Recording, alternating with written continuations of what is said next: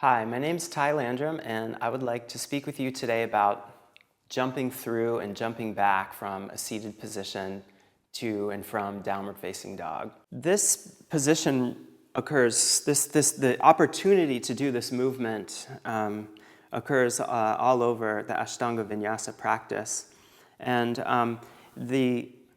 it's an opportunity to cultivate a very strong aponic form. So even if you don't have any sort of gymnastic aspirations to learn how to jump through and back like a yoga Olympian, it's still important to seize this opportunity to cultivate your apana by working constructively with it in the following way. So let's say you're coming out of a forward folding posture like Paschimottanasana. And the exit vinyasa will first involve inhaling and rolling the collarbones back, lifting the heart, lifting the chin, and looking up to open the prana or inhale pattern. As you release and start to exhale, you're going to squeeze the knees toward the chest, tuck the tailbone underneath you, and really round the back. So the back's coming strongly into flexion, which is giving greater expression to this apana pattern. So as you do that, the hands come down to the floor, and then as best you can, you want to lift yourself up. Just as the feet clear the hands, you're going to start to inhale, lift yourself as high as you can using the sort of upward, sort of buoyant force of the inhale pattern, and then you shoot your legs back into a plank position.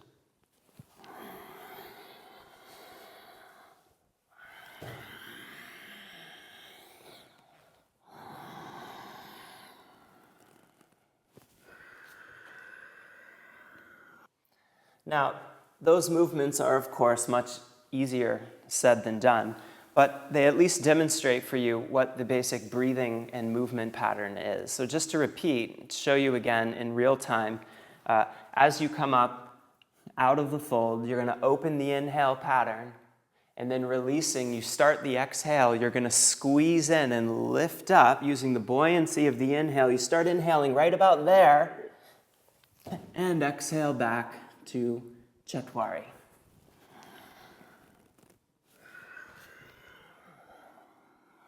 Now, in order to cultivate the strength to better approximate that kind of movement, you need to first squeeze the knees in toward the chest. So as you come out of the form, it's important, and everyone can do this, squeeze the knees all the way as close as you can to the shoulders. And ultimately, you want to bring the knees to come all the way to the shoulders and against the ribs, and to stay there even as you execute the form. Then you're going to take the hands down and lift up as best you can. Now, if you find that you can't lift your knees all the way to your shoulders and your feet are hitting the ground, then it may be that you're making the very common mistake of trying to use extension in your back to push your feet back behind your hands. So this is a sort of misconception of what the movement is like. In order to do this movement, you have to stay firmly tucked and then lift yourself up and rotate around the shoulder joints. So there's a strong lifting action from the pelvic floor that goes all the way up the midline of the body. But the shoulders themselves, the shoulder girdle itself, is actually working quite strongly to help sort of rotate the body around the shoulder joints. So the feeling is as if you're jumping off a diving board and doing a sort of forward somersault. You have to keep your center of gravity over your hands in order to get the right amount of lift and in order to maintain control over the whole movement. So that means you have to keep your lower back strongly in flexion. And for many people, this is difficult. So the way you can cultivate that is just by squeezing in each time very strongly. Then the hands are going to come down. You stay tucked, and again, you lift straight up. See, the knees are still against the ribs. Okay? So, squeeze in, stay tucked, and then let's say you can't get all the way through, your feet are sort of hitting the floor.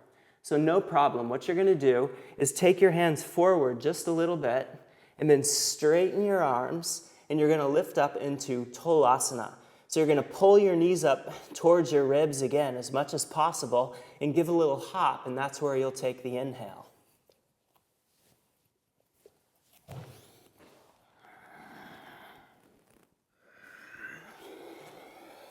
So just to show that again.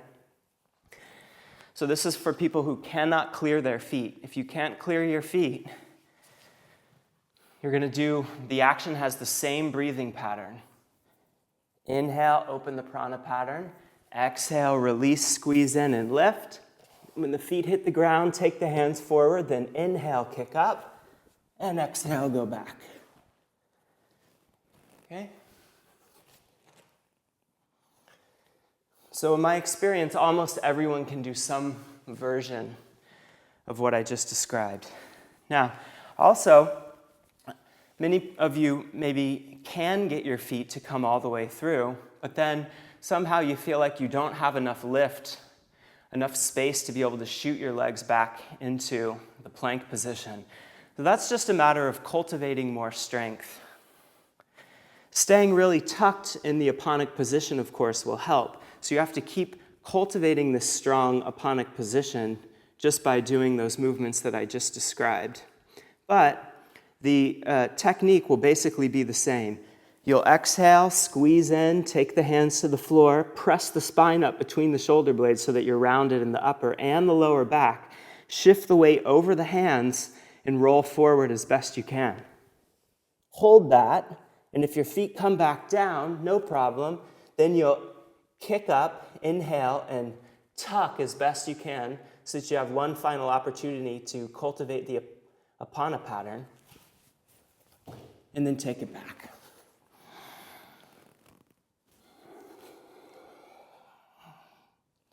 Okay. So one more note on the breathing pattern, because this movement is sometimes taught in different ways. This is the way that I prefer it. It's fully consistent with the counted vinyasa.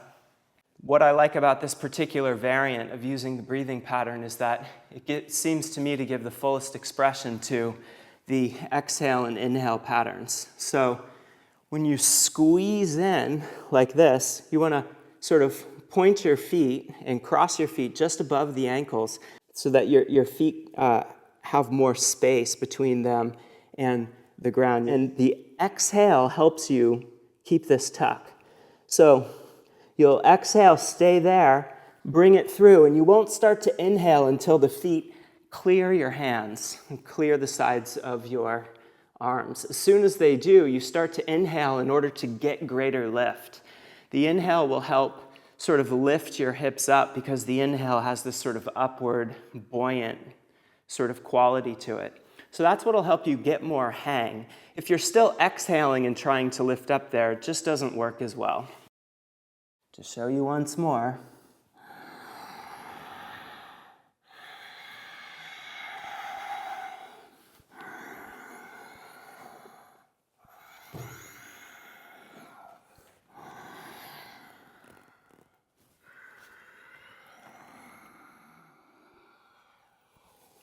Okay, so let's say you put all of that together and you find that it's not quite enough, that even doing the movements as I described them and working with the breathing pattern as I described still doesn't give you quite enough lift to be able to shoot the legs back.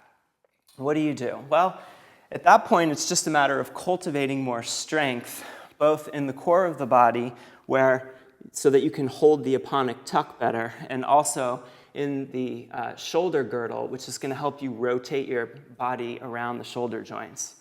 So what you can do is get a pair of nice blocks. You'll place them just underneath your hands at the same distance that they would be if you were doing a vinyasa without them. So you have to sort of, know the customs of your local studio so that you don't offend anybody when you do these kinds of things. But if the teacher is amenable to you putting this in your practice, you can put it in your practice maybe just before you do the back bends of the closing sequence, just before you embark on the closing sequence. I always think that's a nice place, a least interruptive place to put sort of extracurricular movements and exercises. So what you can do is lift yourself up, and then you're going to sort of take yourself up and back on an inhale and forward on an exhale. And as you go forward, you want to squeeze the knees all the way into the chest. As you go all the way back, at the height of the pendulum swing, again, squeeze the knees all the way into the chest so that you're maintaining the tightest aponic tuck that you can. And in this way, you'll breathe, inhale, exhale, so that you're replicating the natural vinyasa pattern. And do it maybe 5 times. So.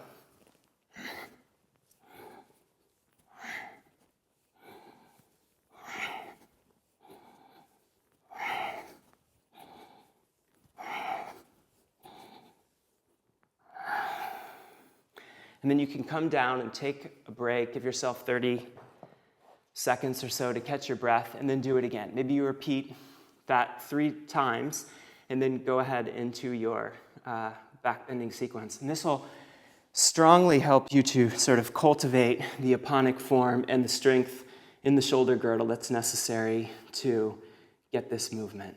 Moving in the other direction, from downward facing dog back to a seated position, is a totally different spinal movement, at least in the way that I'd like to teach it to you today, which is to come through with straight legs rather than doing the aponic tuck.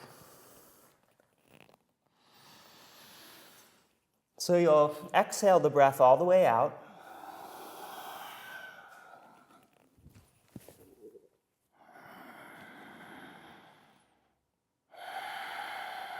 And then inhale as you land.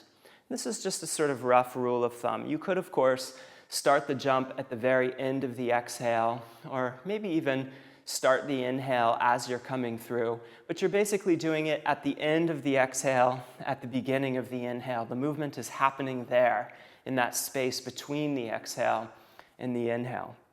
And to come through with straight legs like that, what you need is to have a very deep flexion in the hips. You need a very deep forward fold. So in order for that to happen, the sitting bones have to go way back, and the pubic bone has to dive back and reach toward the coccyx. Okay?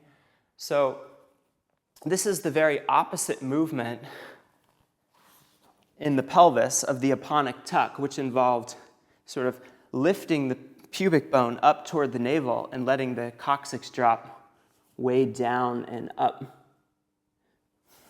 Here, we're going to reach the pubic bone down away from the navel and let the tailbone sort of be naturally lifted with the rest of the pelvis. Okay? The other thing is, when you're jumping through, you want to stay pretty low.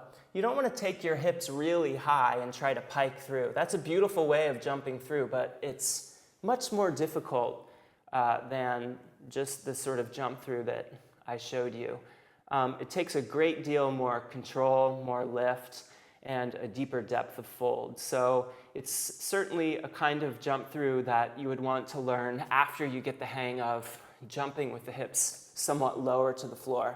So you'll bend your knees, you'll look forward to about the same point you would look in chaturanga, just a few feet in front of your mat, maybe there or so.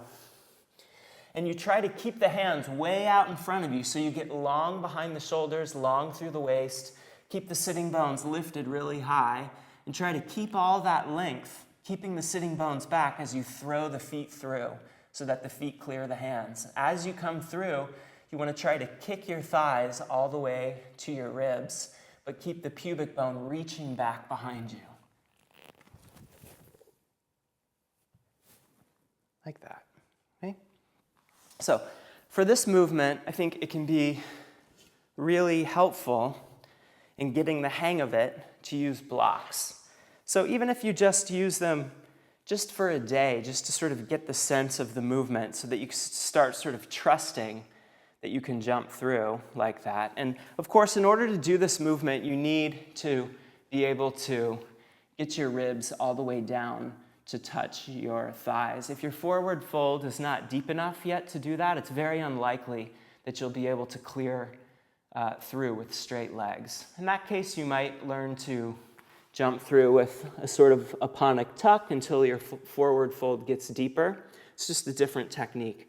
But for this one, you do need to get a deep enough fold for your rib cage to touch your thighs, And if you have that, then you can definitely do this jumping through with straight legs technique. You just need a little trust. So the blocks can help build trust by giving you more space to lift your feet up. And what you might find is that when you jump through, even with the blocks, you keep sort of putting one foot down to touch the earth. And that just means that your body's not fully trusting this action yet. And so you just need to sort of occupy a different mental space, get in a space of trusting the movement itself, and get your feet up. So again, you go back into downward facing dog, bend the knees, keep the pubic bone lifting way back, so don't tuck and round the lower back.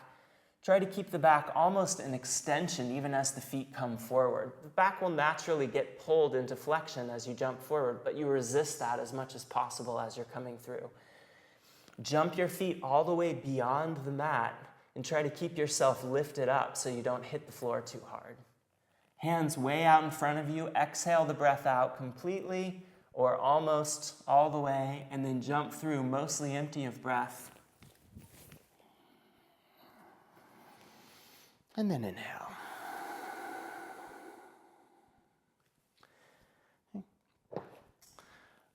I hope these techniques are useful to you. Thank you.